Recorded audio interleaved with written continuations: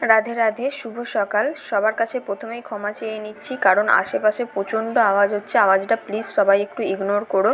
তো সকালবেলা উঠেই বিছানাটা প্রথমে গোছ করে নিচ্ছি। বিছানাটা গোছ থাকলে জানো তো মনে হয় যেন গোটা ঘরটা গোছানো আছে।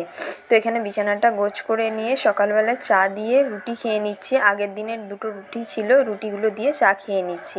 তো এখানে হাজব্যান্ডের কয়েকটা জামা কেচে দিয়েছিলাম, সেই জামাগুলোই মিলে দিচ্ছি। তারপর এখানে ঘরটা ভালো করে ঝাঁট দিয়ে পরিষ্কার করে মুছে নিলাম। ঘরটা যেহেতু জিনিসপত্রে ভর্তি ছিল, জিনিসপত্রগুলো একটা সাইডে সরিয়ে দিয়ে ঘরটা প্রথমে ভালো করে পরিষ্কার করে দিয়ে মুছে নিলাম।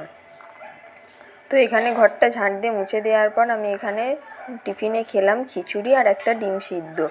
আর আজকে দুপুরে লাঞ্চের জন্য ছিল ফুলকপি আলু ডিম দিয়ে ঝোল আর গরম গরম ভাত।